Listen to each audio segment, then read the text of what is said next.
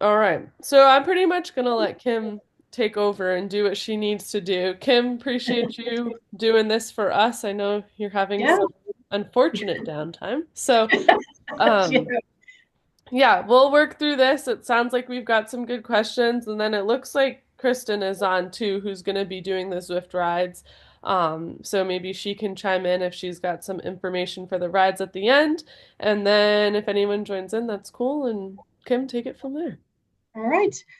So when I start sharing my presentation, I won't be able to see. So I don't know if Hunter, if anybody puts questions in the chat, just kind of flag those for me. And we'll go from there. All right. So we are going to talk about Zwift. So obviously you probably know this because you're here, but it's a really great way to keep riding through the winter without losing your mind. You can do like unstructured solo rides, you can do group rides, races, workouts, or create meetups of your own to ride with friends, and you can invite people that you want to join. So you can even do climbs. There's a new climb portal if that's your thing. I will not talk about that because I do not like climbing. So not going to get into that. Hold on, let's trying to advance. There we go. So first, obviously the equipment. So pretty obvious, you need a bike on a trainer. Preferably, it's a smart trainer. You don't have to have a smart trainer, but it's definitely ideal. So we're not going to get too much into the details of, if you don't have a smart trainer, there are ways around that, but we'll focus on smart trainers today. Um, or a compatible bike. So there's the Wahoo Kicker bike. There's also other brands. You'll see that when we get to the first video. That's kind of my setup. So you'll kind of see what that looks like. In terms of trainers, you generally need to calibrate those frequently. And then you also need to have consistent tire pressure in order to get accurate power readings. That's really important just in general, but especially if you do start racing. There's some of the race series and things like that. They have kind of some stricter guidelines on trainers and calibrating and making sure that your everything is accurate. The other thing that you'll need is a trainer app. So you'll need, so for in the example of a Wahoo Kicker trainer or bike, you'll need the Wahoo app. This is necessary either to get software downloads for your device, and then again, as I mentioned, the calibration. You'll obviously also need a Zwift account plus a PC, an iPad, or Apple TV. So there's lots of different ways that you can run Zwift. I personally use Apple TV. There's pros and cons to all of the things. I've heard that if you have like a gaming app, a gaming laptop, that gives you the best graphics. I really don't care all that much about the graphics. Apple TV has worked really, really well for me. So that is what I use. And then some of the other things, I put these in italics, is that you don't need them, but that all of these makes the experience either easier, better, more interactive, or more accurate. So the Zwift Companion app is it's different from the Zwift app that you're running the game on. So you'll see this here, this orange logo, that is the Zwift logo for the app. The Zwift Companion app is a bluesy. So just if you're trying to figure out which one to download, you probably want to download both of them, but one of them you'll use on the device that you're running Zwift off of. The other one you'll likely have on your phone. A heart rate monitor is great to have. It is required for some races, race series, but if you're not racing, it probably doesn't matter, but it's always good to have. Another thing, it's also good to know your weight in kilograms and then your FTP, as this will dictate your race category. After you do a few rides, Zwift will assign you a category. So it's not super important, but it is helpful to know that calculation. Everything on Zwift in terms of rides is dictated by a letter, so ABCD for your category, which also translates into watts per kilogram. So that's definitely helpful to know. And then also a Zwift Power account. It's free, not necessary, but that is kind of like another thing. If you plan to do races, that's where the quote unquote real results live, because you have to have certain criteria to actually for Zwift races to be categorized. So for example, if you do a Zwift race and you exceed the category limits, then you'll be disqualified. It'll show up in Zwift, but not on Zwift Power. So with that, I'll just take a brief pause and see if anybody has any questions so far. If not, I'm just going to play this video because I have had knee surgery, so I can't really even get on the bike now. So I did this video before I had knee surgery to kind of give you an idea of what the setup looks like and what it might look like when you start riding.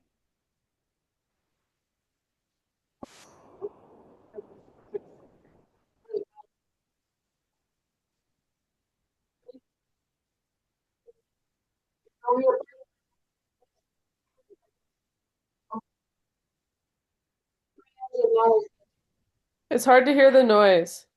Yeah. I think, hold on, I go through this with spin class. Um, if you click share and then advanced, do you see Yes, that, Kim?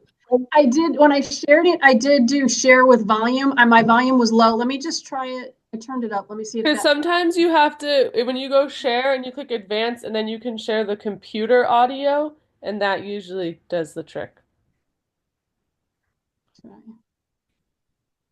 Like when you share your screen initially, there's a way to do that.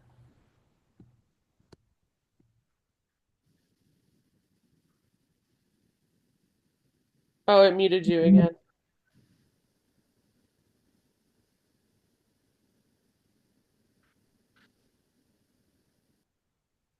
No, I think that was me. Oh, sorry. I'm gonna stop share, and then Yeah, so if you go to share and then it's like screens document advanced. Do you see that?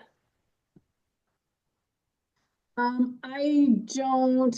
Let's see. I have Edge tab, window, or entire screen are my options, and then also share audio. Um, were you able to hear it at all? No. Uh, Because usually I think when I do this with spin class, when I share the music, I have to share like the computer's audio with Zoom.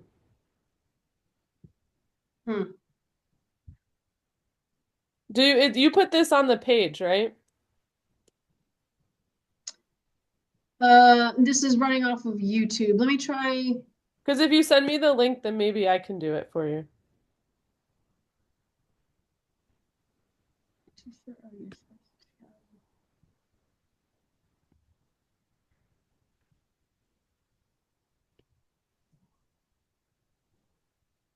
All right, let me just try. Let's try it again. Okay.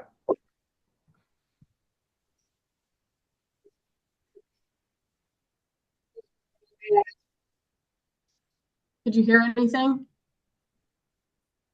I Okay. can't.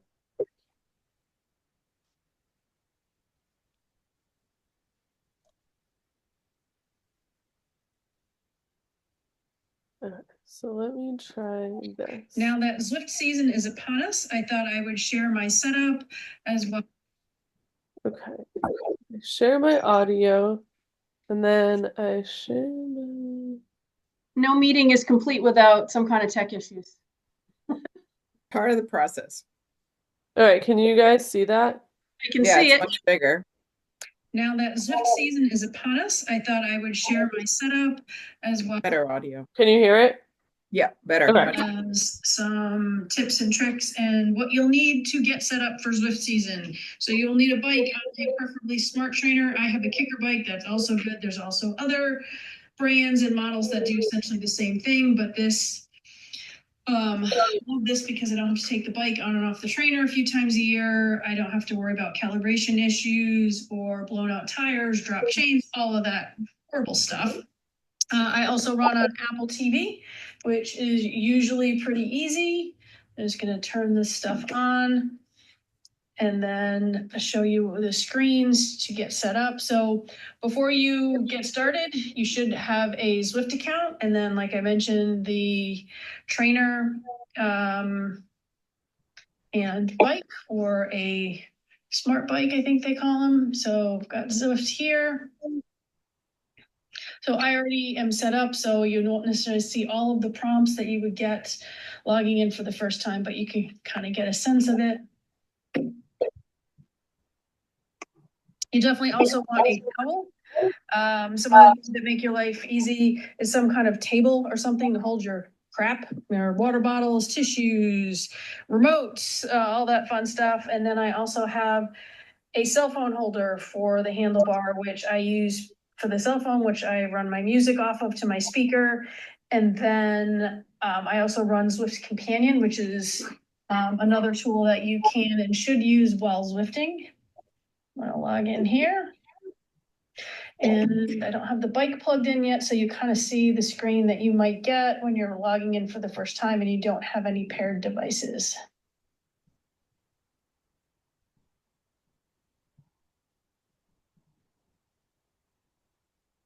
So when you get this screen, you'll just go to the appropriate box. Actually follow the instructions for your trainer, but generally you would want to select your power source and then hit search, and it should find things pretty easily. So I'm going to plug in mine and it should be up in a few seconds.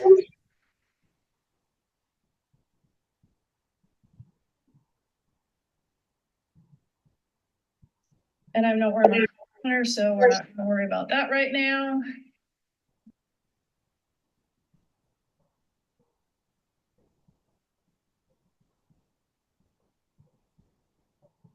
All right, this is your home screen. Now that Zwift season is so that's what my Zwift setup looks like. So I'm going to go back to sharing now. And then Hunter, I'll let you know when to start the next video.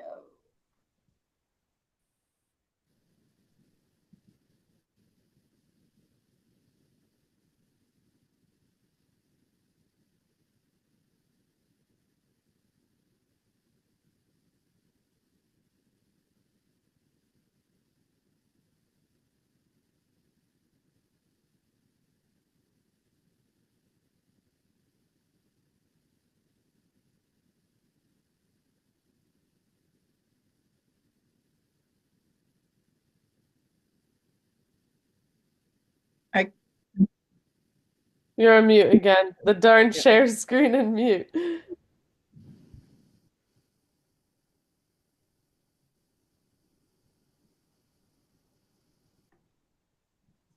Okay, cool.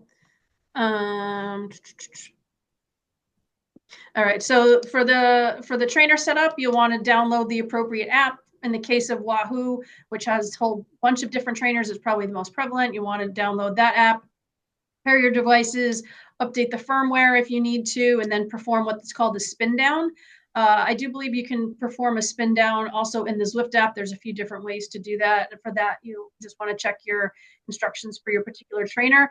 The other beautiful thing about the kicker bike, and maybe some of the other trainers and maybe some of the other bikes, you don't have to calibrate and you don't have to do the spin down. So I swear that's like one of the best things in the world, because when your trainer's not calibrated, you start to know like where your power's at for a certain perceived exertion, and you just know it's off, and it's usually the culprit. But the kicker bike, no calibration needed, which is super fantastic. So then for Zwift setup, and just so you know, I have a whole bunch of links on the last slide of this. So with videos on how to do all of these, if you need to dive in a little deeper.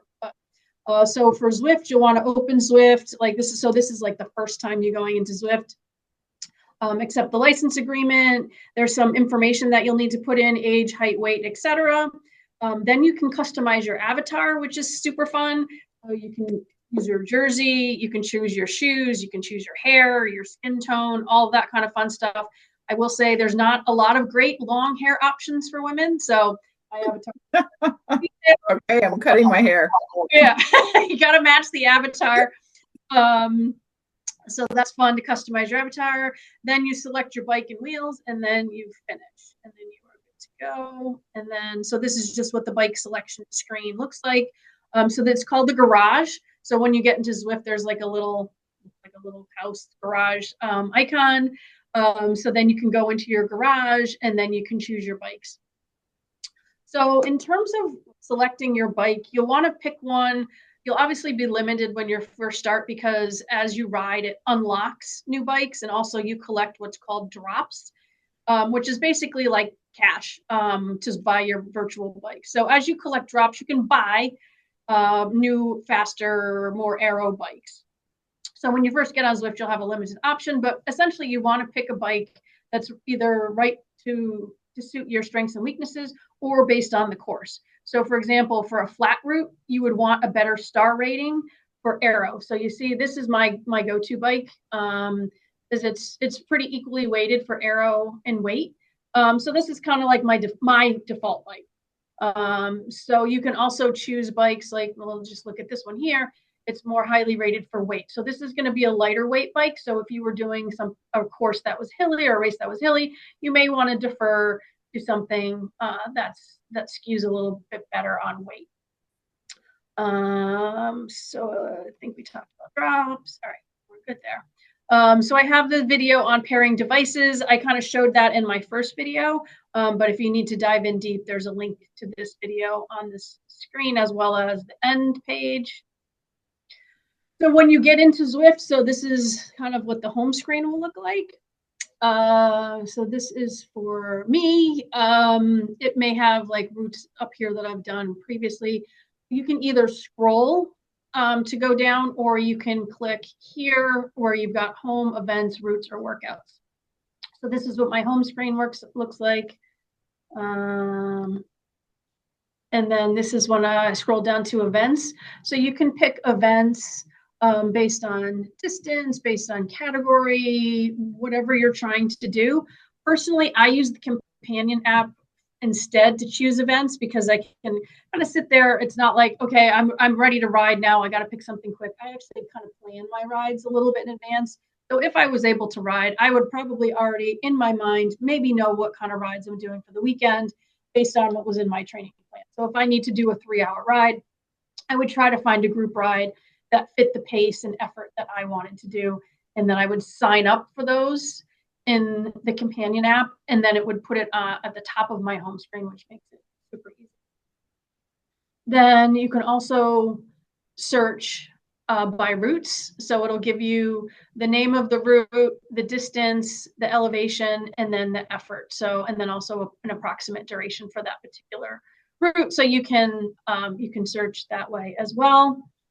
You can also use the companion app to see what routes you have already done. So when you do a route for the first time, you get a route badge for each route that you complete. Some people actually, they call it badge hunting, where you want to collect badges. So I think actually, I think the stars here are routes that I've completed.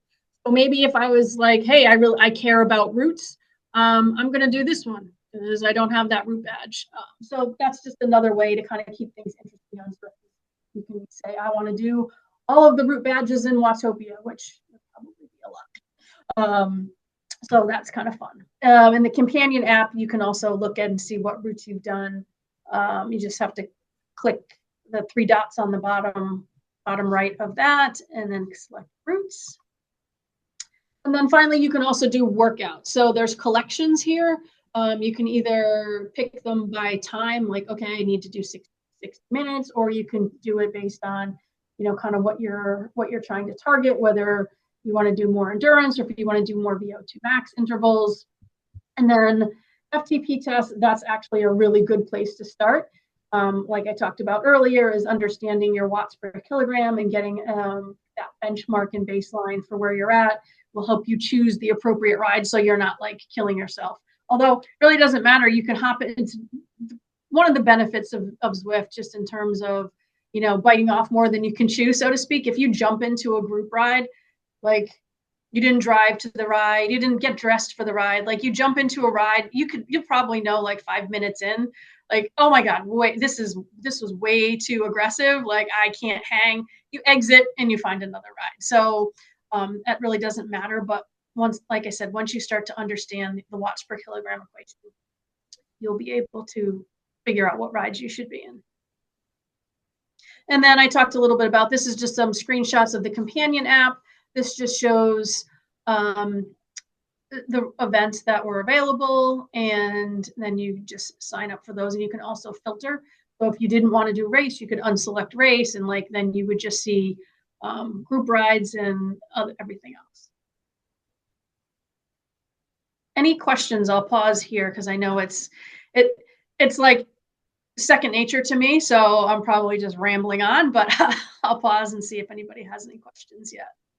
I just have the question I should have asked at the beginning, but I know I can Google this or whatever, but what is a smart bike? Because I have a water-based thing that holds on to my rear tire, right? So it's not a Wahoo, it's just an entire old bike that lives on a trainer. And I can only make it more difficult by 3 clicks. In other words, it doesn't really do much more than that or spin. So is there something I have to buy in addition to make it measure everything? Yeah, I mean, you can. What I would look into for you is look into, and I think I might have some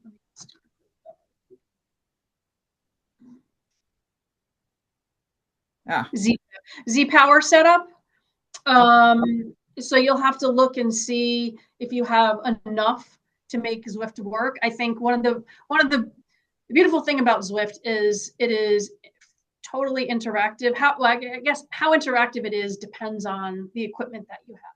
So for example, with a kicker bike or a smart trainer with a it's Wahoo calls it the climb, the thing that goes up and down. That makes it more interactive. So for example, with my setup, when I'm climbing a hill, my bike goes like this. It tilts up. When I'm descending, it goes like this. So it's moving based on the terrain that I'm riding in Zwift.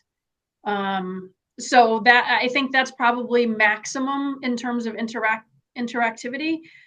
If you have what's called a dumb trainer, you can make it work. I think with, like I said, with the Z power, it's just not going to do that for you. It's not going to adjust. yeah, no. I wouldn't expect it. I was just hoping that I would get, the like, how do you know if you're not pushing hard enough? In other words, for the speed or the level of incline or whatever, like Yeah.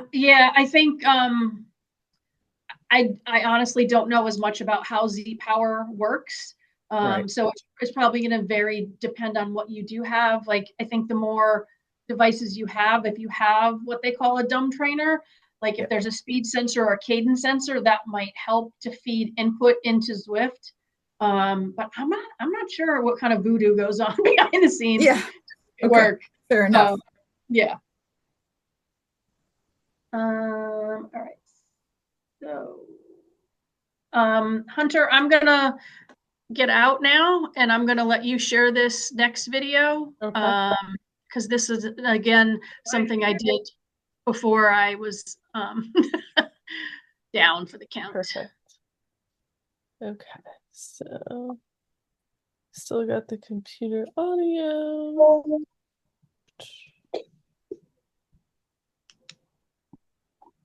So I figured I would do a video now before I have knee surgery and can't ride about some of the basics of Zwift. So I'm gonna log in and I'm going to show you what it's like to ride with a pace partner.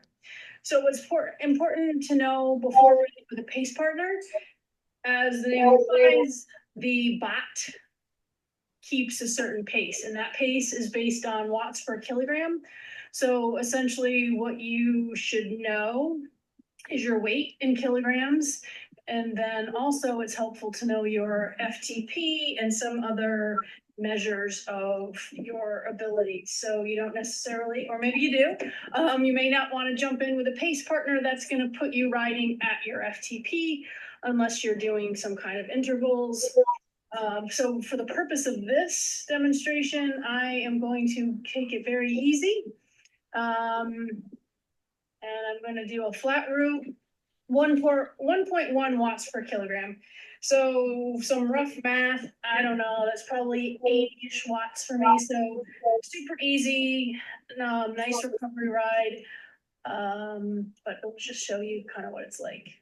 So once you click on that, you'll get the screen and then you hit start ride. And you should start pedaling first to get up to speed. However, It does give you a little bit of pedal assist. It'll put you right with the pace partner and the majority of the group. Once it loads, so that you don't have to kill yourself to get up to speed with the pace partner and stay there.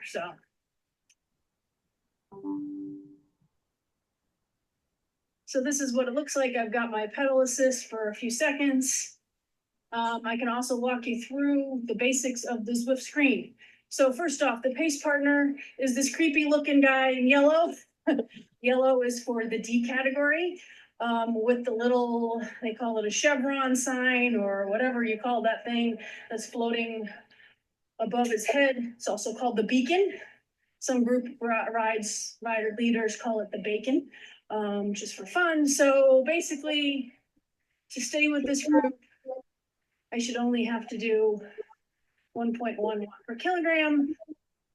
So I was pretty close. So in the upper left-hand corner of the screen, you see my watts. Then below that, you see my RPMs. Then you see my average watts, which is what I averaged so far, my heart rate, and how many whopping calories I've burned. On the top, you see this current speed, see how many miles you've done, the elevation, the time. And below that, that little tiny number of 70, that's my Zwift's level. The numbers with the blue background, those are my drops, which basically is like spending money on Zwift to buy bikes. Then below that, you see currently I'm riding with D. Taylor, who's my robot. And when you ride with the robot, you actually accumulate drops faster. Right now, I'm just at a 1 multiplier, but as you ride longer, that'll go to 1.2, 1.4. I think it goes up to 1.5. So the upper right, that is called the mini map. The mini map shows you where you are. So on the course, I'm the little orange arrow. You can also see I'm kind of overlapping the pace partner. And you can see the route. Then on the bottom of it, you can see the elevation profile. On the left, what's done in blue is what you've already ridden. What's in black is what is left for the course. This is a short route. And you can also see the little bumps. Tempest Fugit is the flattest course on Zwift. So it's a good one, in my personal opinion. So you can also see, actually, I lied about the blue part. That's not what we've done. What we've done is in the green. That's some recent updates. So, and then the orange arrow is where I am on the green. Then below that, you can see the Zwifters nearby. Not super relevant, maybe unless you're racing, or maybe if you're trying to stay with a friend.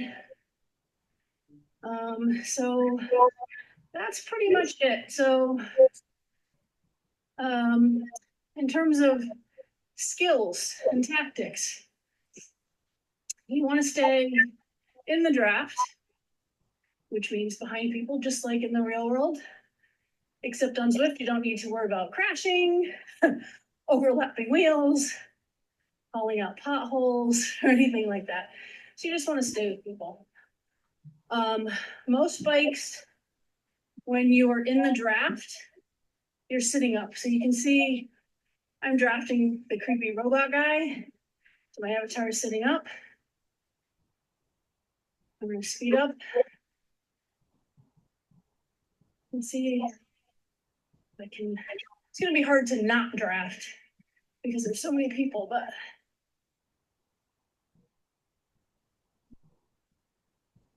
okay, there we go. Oh, so you get back down there, lady. Okay, so now you see my avatar is looking super arrow, but that's not optimal. You want to be sitting up, which means you're in the draft. So you see, as I approach that guy, my avatar sat up, which means I'm now a wheel sucker, So I'm gonna hang in. It's sad how quickly I get windy these days, but anyway. So yeah, so staying behind people, the better, the easier it's gonna be. The more people, the bigger the draft effect. So if you're in an organized group ride with hundreds of people, it's gonna feel really easy. So if a group ride is advertised, say at 1.8 watts per kilogram, you might do less than that. You could do more. Really depends on a lot of things. So, oh, and then on the bottom, you can see all the people that are behind me and how far they are in meters. So right now I'm 35 meters ahead of the pace spot. So I want to slow down and let him catch up. And then you can also see the colorful little bumps down at the bottom there. So that is based on you specifically and the inputs that you put in terms of your power for Zwift. So gray is recovery, then blue is like zone 1, zone 2, green, zone 3. I think yellow is, I don't see any yellow there, but yellow would probably be zone 4. And then the red and orange, that's more of like an anaerobic zone 5 type of thing, or sprint. So now I'm back with the group. And then you just kind of hang out here as long as I feel like. All right, Hunter, I think that's good. I don't know that there's too much more. So hopefully this was helpful as you get. Anybody have any questions on that?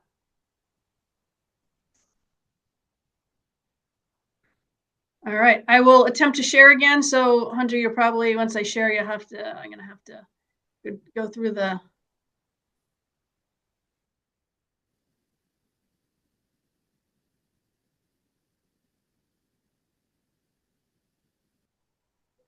All right, we've got it now.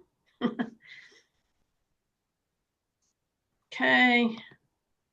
So I talked a little bit in the video about drafting. It was probably hard to see on the move, but basically if you're in the drops looking like this, you're not drafting. You're sitting up, you're drafting. And then one thing to note on the Tron bike, which is like those glowing bikes, is yellow glowing one, you can make different colors. You can't, they don't ever move position. So that's why one of the reasons I don't ride the Tron bike, although it's super cool looking. You can't tell if you're drafting, and especially with racing, it's really important to know if you're in the draft. Like I try to conserve. One of my race tactics is to suck as much energy off of everybody else and expend as little of my own energy, so that when I need my energy, I have it. So that's really important for Zwift, is making sure that you're drafting. The other thing to note, TT bikes do not draft. So if you want to draft, if you're in a group ride, don't ride a TT bike, because the bike will not draft and you'll probably get dropped unless you're doing a ride that's a little bit below your usual level. So don't use a TT bike unless you're doing a TT. There's also these things called power-ups, which are especially helpful in races, also helpful in rides. So I'll just quickly go through these. There's a feather, which is my personal favorite. I would like to have a permanent feather. What it does is reduce your body weight by 10% for 15 seconds. So where you would want to use these is on steep inclines. The draft boost basically boosts your draft beyond the usual draft in Zwift for 30 seconds. That's that little van icon. An aero boost that is actually an aero helmet. It looks a little funky. But it gives you improved aerodynamics for 15 seconds. The ghost makes you invisible for 10 seconds. That's really helpful in races, although most people hate that. They don't want the ghost, but it definitely can be helpful. The steamroller, it actually reduces rolling resistance. So what you would want to save that one for, I don't really see that one too much except in races, but if you'd want to use those on like cobbles or gravel. And then there's the burrito, which basically means somebody can't draft you. Again, mostly used for races for 10 seconds. And then there's the anvil, which I don't need, but it actually increases your weight. So you would want to use that on a downhill. So we've used and talked about some of these key terms within the presentation, but I mentioned the bacon, which is also the beacon. So that's whatever your ride leader is, whether it's a human in avatar form or a bot. It's got the little yellow thing on top. That's how you know who is the leader. Then you'll also hear lots of conversations about the blob. The blob, essentially in a group ride, the way that it should be, and this is also true for real life, if there's someone leading a ride, everyone should be around the leader. Especially with Zwift, you get a better draft when you're in a blob formation. It's going to feel so much easier, and you're going to be able to go so much faster if you stay in a blob. Once you start to, they'll call it like the snake, or you start to get strung out where people like one after another, that is not efficient for Zwift. So that's why people will say blob up. You'll hear that a lot, or read it, I should say. Also, another thing for group rides is there's a thing called a fence. So if the group leader decides they want to have a fence, essentially it's red. It looks like a fence. It's maybe the ride leader can dictate how far it is in front of them. Say they decided it's 15 seconds. There'll be a red fence in front of them. So basically you can't go too far past the leader because it's a group ride. You should be staying together. But there's people called flyers that will ride way ahead of the group. Fences can be active or inactive. If it's inactive, it's just there as a reminder, like, hey, you're too far away from the group. If it's active, it will it will literally zap you out of the game if you don't go back to the group within 60 seconds. So that's a live fence. People that ride right behind the fence, they're called fence lickers. So there's just all kinds of fun terminology. So when you get into your first group ride, hopefully by doing this, you'll understand some of the things that are going on. A ride on is literally a thumbs up. So you can push a button on your companion app. It'll give a ride on, the thumbs up to the 5 closest people around you. It's just nice, hey, a little encouragement here and there. And then you can also collect ride-ons from other people. It virtually puts it in your back pocket. So the longer you ride and the more ride-ons you get, you'll actually see your back jersey pocket start to get really full of those ride-ons, which is cute. Then there's a sweeper. So they work with the lead beacon, which is yellow. The sweeper is red. So essentially that sweeper, similar to real life, is someone who's designated to help people who maybe fall off the pace and they just need a little bit of help to get back to the main group. So they're super helpful people and very strong people, because literally on every group ride, they're doing intervals all the time because they're bringing, they drop back, bring people back up to the group, drop back, bring people back up to the group. So gotta love the sweepers. And then I talked about the glowing Tron bike. You have to climb a lot and you have to select the Everest challenge to start working towards the Tron bike, which is super cool looking. Other random thoughts. These are things that didn't necessarily fit in anywhere, but I was like, ooh, this is important. There's something called late join. So essentially, if you've signed up for a ride ahead of time, and say the ride starts at 10 o'clock, you have until 10:30 to jump into that ride. And it's called late join, and it'll drop you right next to the yellow beacon. If you fall off of a group ride, you can exit and re-enter up to 30 minutes after the ride start, so that it puts you back again in the front, so you don't have to try to catch back up, which is pretty handy. I would say try to 25 minutes, because sometimes if Zwift, there's been times where I'm literally 10 seconds late to a ride and I can't get in, and then my plan is ruined. So I wouldn't wait till like 29 minutes. Then there's the coffee break. I love this. This is new-ish. After 30 minutes of riding, you'll get a little coffee cup icon in your companion app. So it gives you 3 minutes off. So you can take that 3-minute break to grab more water, go to the bathroom. Some people use it strategically. I myself will do this. Like if I know there's a big hill coming up, I'm going to push that coffee break button, and my avatar is just going to cruise along without me. It's going to stay with the group. And then I can eat, drink, go to the bathroom, check Facebook, whatever I want to do. It's pretty cool, especially with long rides where you're properly hydrating. One note on that, you have to use it when there's more than 18 minutes left in a group ride, and you get a new coffee break every 30 minutes after you use it. So that definitely comes in handy for longer rides. And then this is just my list of resources. So a lot of the information and some of the videos that I used here are all here. So if you need it while you're getting set up, you can kind of reference it. Zwift Insider is a great one. I think that some of these are probably from Zwift Insider. So I will stop talking and see if anybody has any questions. I know that's a lot, but it's definitely cool. I was actually a beta tester for Zwift in, I don't know, 2015, 2016. And when I first started it, I was like, I don't know, because I was doing structured workouts. So I would just put it on and I was like, okay, yeah, I'm riding in this cool fictitious place. But it didn't mean much to me until I started to go, oh, group rides. Okay. Oh, races. All right. So definitely there's a lot more to it once you get into those things.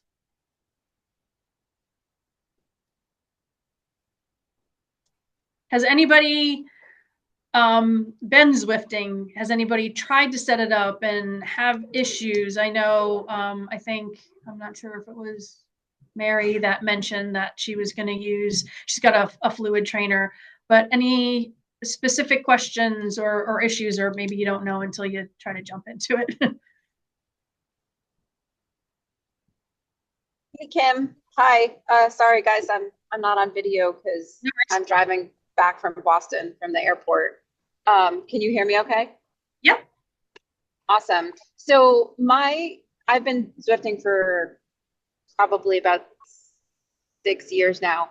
I'm having trouble sometimes with my laptop where it hangs or it crashes, and then I've gotten a new laptop and like that obviously fixed things. But the more Windows updates I have, the more risk of hanging I have. So I'm interested in the Apple TV, and I'm just wondering, like, I don't know Apple TV very well. Can you just run us through what the options are for hooking up Zwift to Apple TV? Do you need a device or a phone, or is Apple TV allows you to like download the Zwift app to it directly? Yep. Is it a TV or is it a station? No, it's a unit. If you go back, and I think I have the link to my first video in there. It's basically a little box. It's like this big. So it plugs into the wall. It runs on your Wi-Fi. You can download the Zwift app directly to Apple TV. So again, with that first video, you saw it's just like a smart TV or any other device. You just scroll over to the Zwift app and it runs. And then all of your devices, like your trainer, will hook up to it through Bluetooth.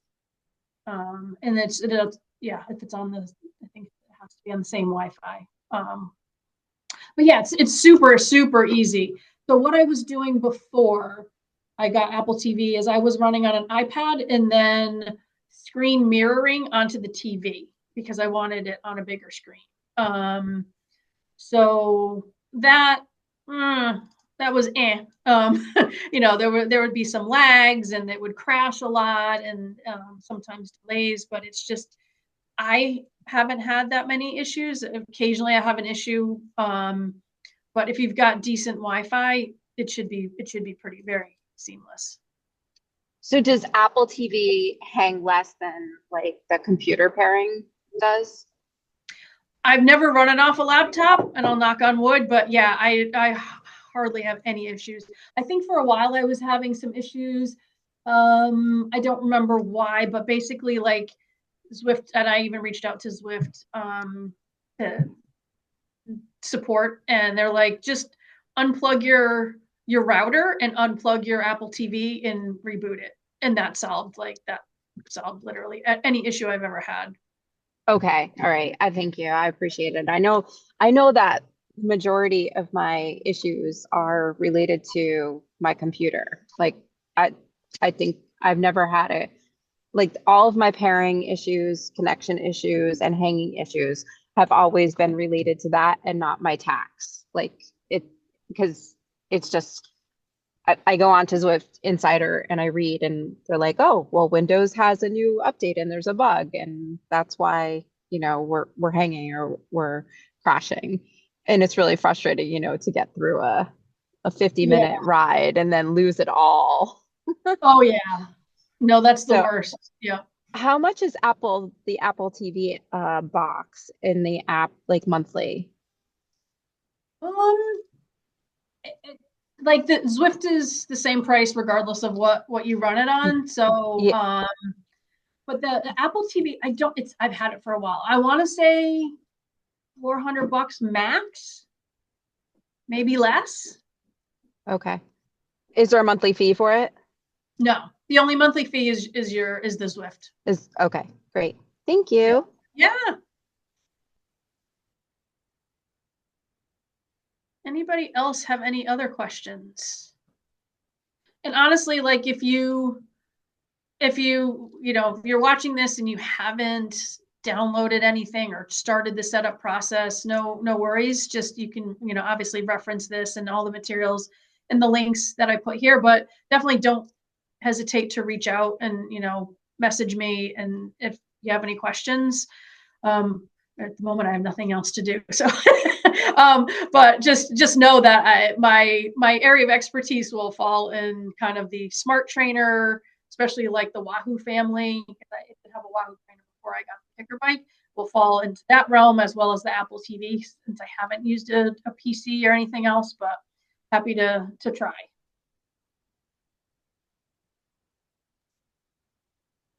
Cool. All right. Any final questions from anyone? No. All right. So our Zwift rides start on Thursday, right? Thursday, I think. Without looking at my calendar. Um, so we've got that going on. If any questions come up between now and then, reach out to Kim or Kristen. I am Zwift ignorant. I do not use it. So as much as I love to answer questions, don't reach out to me about Zwift because I cannot help you. So Kristen and Kim are your go-to people. And then yeah, our rides start on Thursday, so test it out before then, and if anything comes up, we'll try to help out. Yeah, and if anyone who plans on doing the rides on Thursday has any questions, they can reach out.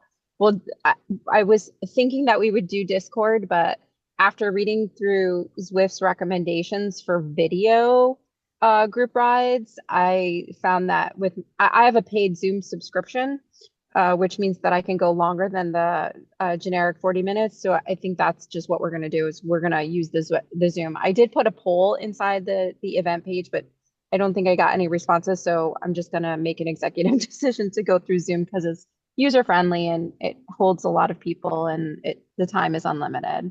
Yeah, sounds good to me. All right, cool. And I can get that link in the event description too, Kristen, if you need me to. Okay, thank you. I'll send it to you when I get back home. Perfect. All right, well, it's good. Should I email you the PowerPoint that has all the links and everything? Yeah, yeah, cool. do that. And I can send that to people too. Cool. All right. Appreciate you, Ken. Thanks everyone for joining. And if you watch this later, I hope you get some good info out of it. Awesome. Have a good All one, right. guys. Have a good Thank night. you. Bye.